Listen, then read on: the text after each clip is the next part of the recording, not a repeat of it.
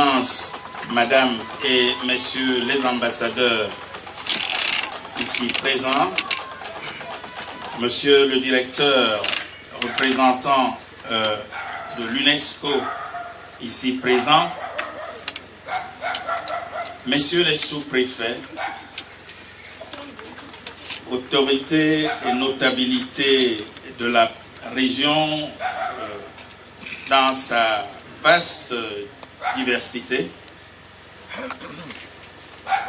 J'insiste sur la présence que j'ai notée massive de l'autorité traditionnelle. Mesdames et messieurs, nous sommes réunis ici pour un événement d'une portée mondiale. Et je voudrais à cette occasion vous dire très sincèrement merci.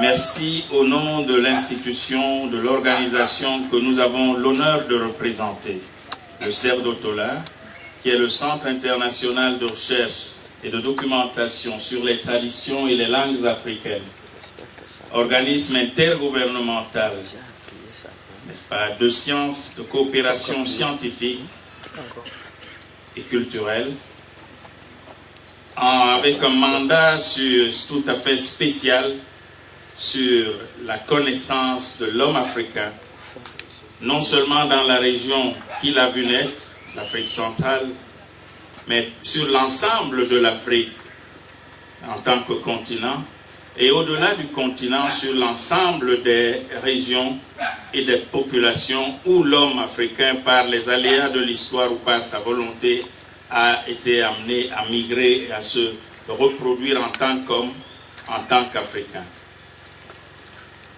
Le CERDOTOLA vous accueille en cette forêt qui est nôtre, la forêt équatoriale, un des derniers poumons majeurs, n'est-ce pas, de la biodiversité, de la biosphère qui permettent à l'humanité d'exister. Ce n'est point un hasard si nous nous réunissons aujourd'hui, 5 juin, jour de la commémoration et de la célébration de la Journée internationale mondiale de l'environnement.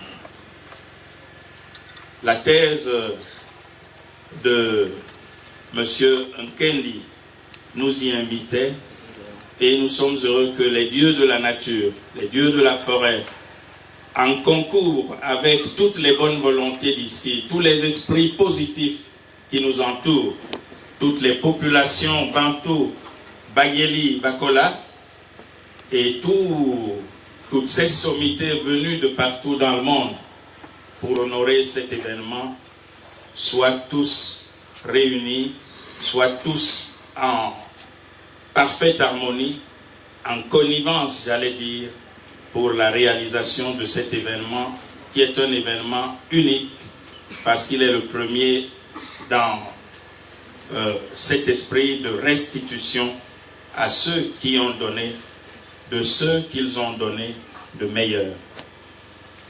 Je ne sais pas si le candidat est là. Est-ce que M. Nkendi, candidat, est présent? Oui, je suis présent, Monsieur le Président. Je vous remercie. Nous n'aurons pas besoin de faire la présentation du candidat. Vous le connaissez mieux que nous, parce qu'il a vécu avec vous ici dans cette forêt. Il a partagé avec vous ce que vous êtes, ce que vous faites, ce que vous pensez aussi. Vous l'avez adopté au cœur de la forêt profonde de l'Afrique. Vous l'avez initié au savoir traditionnel, savoir d'éternité, savoir porteur d'humanisme pour la préservation de l'humanité partout où elle s'est inventée. Et vous lui avez donné la chance de pouvoir préparer une thèse exceptionnelle de doctorat au bout d'une recherche et d'un parcours tout aussi exceptionnel. Il nous a gratifié d'une recherche de haut vol consacrée à la gestion traditionnelle des écosystèmes forestiers par les pygmées Bakola Dagyeli et leurs voisins bantous face à l'exploitation néolibérale au sud Cameroun. Nous sommes au cœur des résistances, nous sommes à l'orée des résiliences. Les pygmées existent, les pygmées vivent. Les pygmées, apprenait-on dans les manuels de géographie des écoles primaires, sont des hommes de petite taille vivant en forêt, de chasse et de cueillette. Je crois que tout le monde qui a fait ses études primaires en Afrique a appris cette définition et l'a retenue. Pour nous, cette définition ne veut rien dire, évidemment. Parce que M. Nkendi, à travers cette thèse, nous a démontré que cette définition ne veut rien dire. Nous sommes au cœur de l'humanité, de la refondation de l'humanité. Et il est temps que l'humanité africaine regarde à ses racines et regarde à ses origines, regarde à ses patrimoines, regarde à ses identités, s'approprie son histoire et s'approprie son destin. C'est pour cela que le CERDOTOLA ne pouvait faire l'économie de ses moyens pour organiser cet événement mondial. Nous sommes là pour non plus procéder à une collation de doctorat. L'Université catholique de Louvain l'a fait de fort belle manière il y a 2 ans, lorsqu'elle a consacré cette thèse. Le rapport vous en sera présenté tout à l'heure, n'est-ce pas? Monsieur Nkendi est donc docteur. Ce que nous sommes venus faire ici, en tant qu'Africains, en tant que CERDOTOLA, en tant que partenaire de l'Afrique et amis de l'humanité en Afrique et africaine, c'est évidemment de procéder à une restitution, nous l'avons dit, mais plus encore, d'assurer une légitimation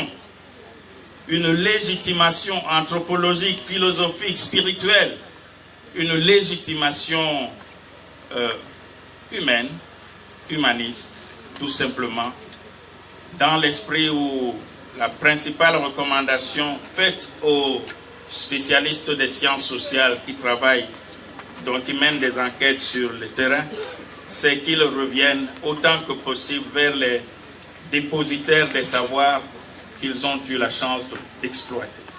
C'est ce qui va se faire aujourd'hui. Et nous sommes reconnaissants aux dépositaires de ces savoirs qui ne vous ont pas été présentés en tant que tels, mais que vous connaissez, M.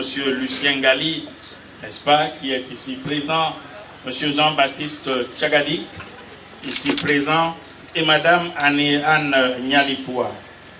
Ils sont les assesseurs de cette thèse, de cette défense, de cette soutenance tout à fait exceptionnelle et singulière.